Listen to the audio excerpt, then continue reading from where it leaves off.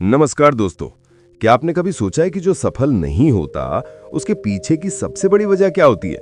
ना तो हमारी मेहनत की कमी, ना ही हमारी प्रतिभा की कमी, बल्कि असली कमी होती है एकाग्रता की, यानी फोकस की।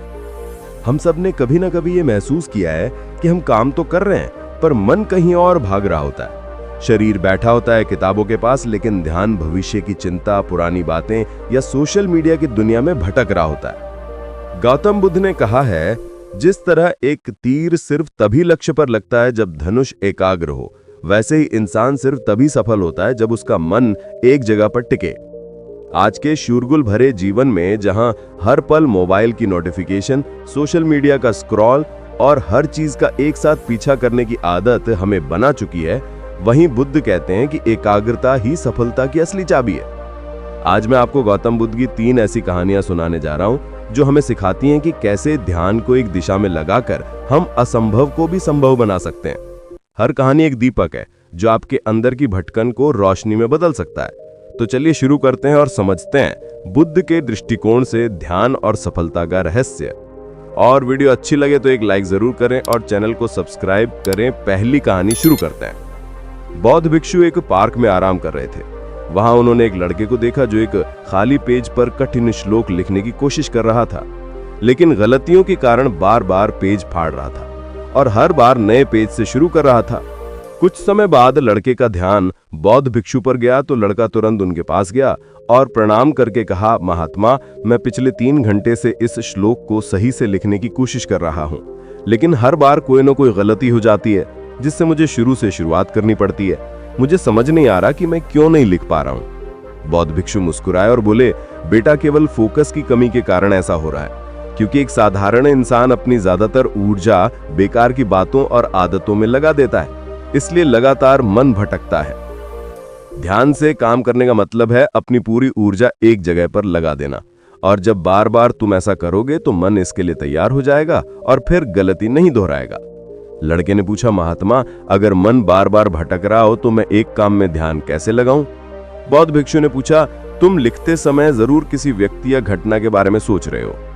लड़के ने कहा, हाँ महात्मा जी, आज छुट्टी के दिन सबको बाहर खेलने का समय मिलता है, लेकिन मुझे एक काम पूरा करना है, शायद इसलिए मैं ठीक से फोकस नहीं कर पा रहा हूं। बौद्ध भिक्षु ने कहा, ठीक है, अब इन सरल तरीकों को समझो, फिर तुम अपने काम को मन लगाकर कर सकोगे। लगातार गहरी सांसें लो। बौद्ध भिक्षु ने कहा, जब भी तुम्हारा मन भटके तो 5 गहरी सांसें लो और अपना ध्यान काम और खेल दोनों से हटाकर अपनी सांसों पर लेकर आओ। जितना तुम अपनी सांसों को देखोगे उतना ही तुम्हारा मन शांत होने लगेगा। काम को महसूस करो। जब तुम लिख रहे हो तब सब कुछ बारीकी से महसूस करो, जैसे पेन तुम्हारे हाथ को छू रही है, और लिखते समय जो आवाज हो रही है उसे भी ध्यान से सुनो। जब तुम सभी चीजों पर बारीकी से गौर करोगे तो ध्यान भटकना कम हो जाएगा और तुम्हारा मन और शरीर केवल एक काम में लगा रहेगा। तुम्हारा ध्यान काम पर इतना केंद्रित हो जाएगा कि तुम्हें समय का पता भी नहीं चलेगा। जब लड़के ने बौद्ध भिक्षु की बात मानी और गहरी सांसें लेते हुए फिर से लिखना शुरू किया तो उसने पाया कि अब उसकी गलतियां कम हो रही थी और उसका काम भी जल्दी पूरा हो गया। उसने बौद्ध भिक्षु को धन्यवाद कहा। इस पर बौद्ध भिक्षु ने मुस्कुराते हुए कहा, याद रखो, जब मन और इंद्रियां एक काम में लग जाती हैं तो ध्यान गहरा हो जाता है, और यही सच्ची सफलता है। दूसरी कहानी। एक दिन एक युवक बौद्ध भिक्षु के पास पहुंचा।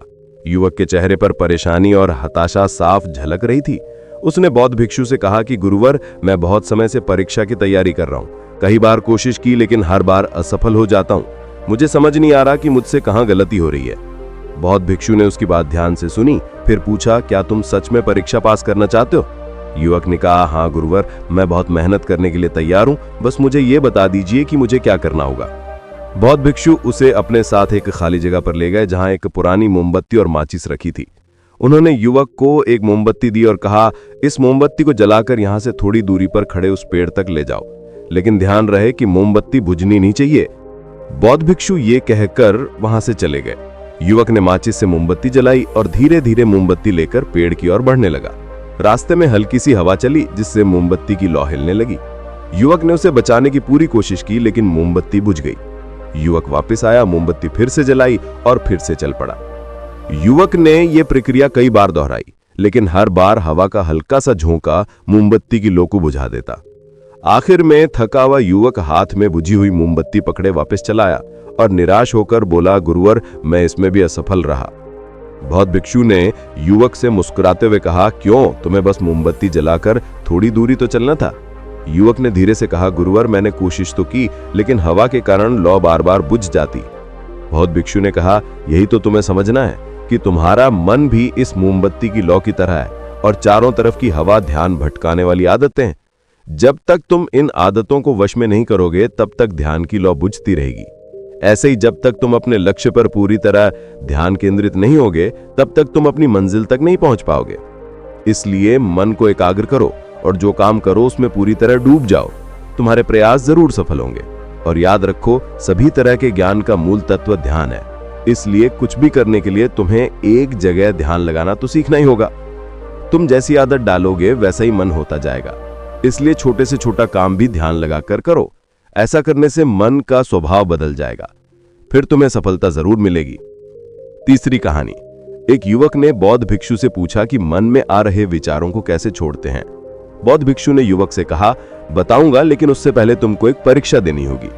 फिर एक गिलास पानी को पूरा भरकर बौद्ध भिक्षु ने युवक के हाथ में पकड़ा दिया और कहा, पानी की एक बूंद गिराए बिना इसे पकड़कर खड़े रहो। युवक ने कहा, यह तो आसान है, और गिलास संभाल लिया।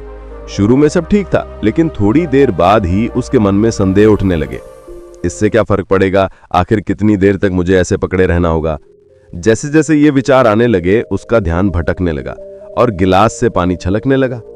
अंत में बौद्ध भिक्षु ने कहा, बेटा, जब तक तुम्हारा मन शांत था तब तक पानी नहीं गिरा, लेकिन जैसे ही तुम्हारे मन में विचार आने लगे तो पानी बाहर गिरने लगा। उन्होंने आगे समझाया, जैसे गर्म लोहे पर हथौड़े की चोट उसे नया रूप देती है, वैसे ही तुम्हारे विचार व्यक्तित्व को और मन को आकार देते हैं। तुम्हारा मन भी गिलास में पानी की तरह है, जिसे आसानी से विचलित किया जा सकता है।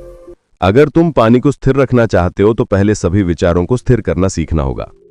अब तुम एक काम करो, इस गिलास को फिर से पकड़ो और अपना ध्यान अपनी सांसों पर ले आओ। अपनी सांस को पेट और सीने में आते जाते महसूस करो। हाथ में होने वाले दर्द और असहजता को जाने दो। मन में जो विचार आ रहे हैं उन्हें बहने दो। खुद को याद दिलाओ कि तुम विचार नहीं हो, बल्कि उन्हें दूर से देखने वाले इंसान हो। ऐसा याद रखने से विचार आकर चले जाएंगे, लेकिन मन को विचलित नहीं कर पाएंगे। थोड़ी देर तक युवक ने इस अभ्यास को जारी रखा और गिलास से एक भी बूंद गिराए बिना खड़ा रहा। बौद्ध भिक्षु ने कहा, इस तरह ध्यान से अभ्यास करते रहो। धीरे धीरे तुम्हारा मन शांत होने लगेगा और तब कोई भी कठिन काम करना तुम्हारे लिए स्वाभाविक हो जाएगा। इसके बाद वो युवक बौद्ध भिक्षु को धन्यवाद कहकर घर लौट गया। दोस्तों, उम्मीद है कि आज की इस वीडियो से आपने जरूर कुछ ना कुछ सीखा होगा। तो इस वीडियो को एक लाइक और अपने दोस्तों के साथ शेयर करना ना भूलें। हमें ऐसे ही सपोर्ट करने के लिए चैनल को सब्सक्राइब और घंटी बटन को जरूर दबा दें। तो चलिए मिलते हैं एक और वीडियो में, तब तक के लिए अपना ख्याल रखें। धन्यवाद।